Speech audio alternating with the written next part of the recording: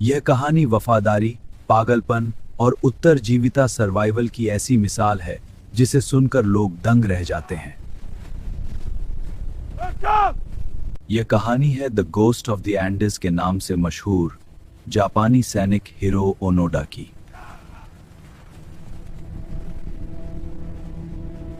वो सिपाही जिसे पता ही नहीं था कि जंग खत्म हो चुकी है। हिरो ओनोडा के 29 साल।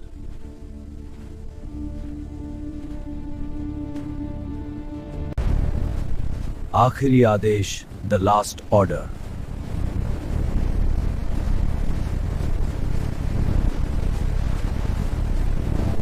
साल 1944। द्वितीय विश्व युद्ध अपने चरम पर था। जापानी खुफिया अधिकारी हिरो ओनोडा को फिलीपींस के लुबांग द्वीप पर भेजा गया।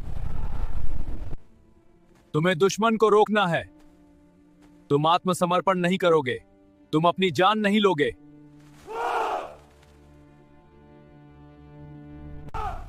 चाहे 1 साल लगे या 5, हम तुम्हारे लिए वापस आएंगे। ओनोडा ने उस आदेश को अपने दिल पर पत्थर की लकीर मान लिया। युद्ध खत्म, लेकिन जंग जारी। The war ends.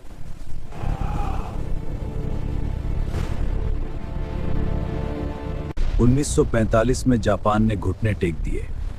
परमाणु बमों ने युद्ध को खत्म कर दिया, लेकिन लुबांग के जंगलों की गहराइयों में छिपे ओनोडा तक यह खबर नहीं पहुंची। उनके लिए युद्ध अभी भी जारी था। जब अमेरिकी विमानों ने जंगल में पर्चे गिराए कि जंग खत्म हो गई है, बाहर आ जाओ, तो ओनोडा को लगा कि यह दुश्मन की चाल है। उन्होंने पर्चों को फेक न्यूज मानकर फाड़ दिया। जंगल में 3 दशक, 30 years in the wild।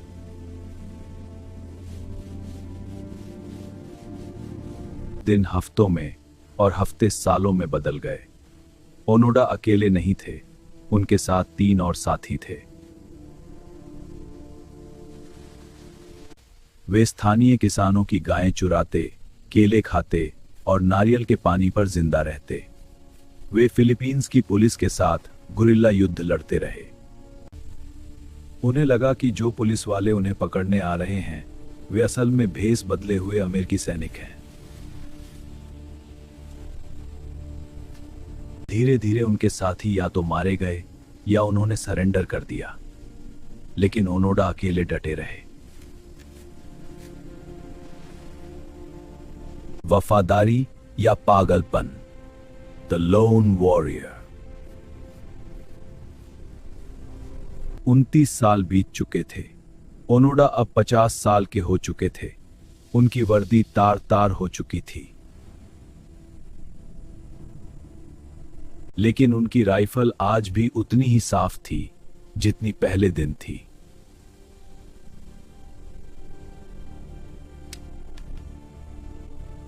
उनके पास आज भी 500 राउंड गोलियां बची थीं। जापान में लोग उन्हें भूल चुके थे। उन्हें मृत मान लिया गया था, लेकिन जंगल के उस भूत ने हार नहीं मानी थी। एक युवा जापानी यात्री नोरियो सुजुकी का जंगल में टेंट लगाना, ओनोडा का बंदूक लेकर सामने आना। वो मुलाकात जिसने दुनिया बदल दी। The hippie and the soldier. तुम कौन हो? यहां क्या कर रहे हो? मैं नोरियो सुजुकी हूं, आपसे मिलने आया हूं। चमत्कारिक रूप से उसे ओनोडा मिल गए। ओनोडा सैन, जापान अब एक आधुनिक देश बन चुका है। टोक्यो बदल गया है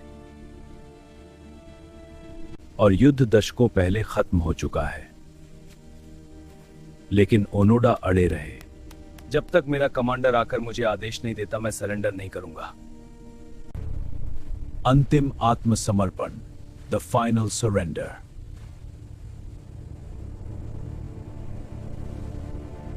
जापान सरकार ने ओनोडा के पुराने कमांडर, जो अब एक किताब की दुकान चलाते थे, उन्हें खोजा और लुबांग भेजा। ओनोडा, 私は受け取る।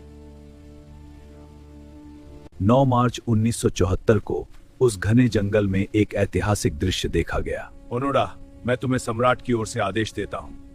अपनी तलवार समर्पित करो। हाँ कमांडर, तुम्हें सभी सैन्य कर्तव्यों से मुक्त किया जाता है। ओनोडा ने अपनी तलवार जमीन पर रखी और रो पड़े।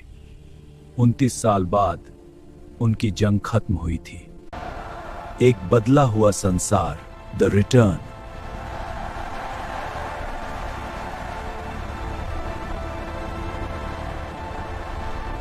जब ओनोडा जापान लौटे तो वे एक नेशनल हीरो बन गए, लेकिन उन्हें वह नया जापान पसंद नहीं आया।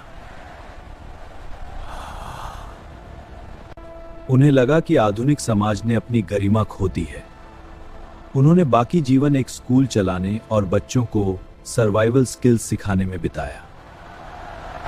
2014 में उनकी मृत्यु हुई, लेकिन उनकी कहानी आज भी हमें याद दिलाती है कि एक इंसान का कर्तव्य और अनुशासन किस हद तक जा सकता है। यह चमत्कार हमें याद दिलाता है कि जिंदगी की कीमत क्या है। क्या आप भी सोचते हैं कि अगर आप उनकी जगह होते तो क्या आप भी वो फैसला ले पाते? अपनी राय कमेंट्स में बताएं।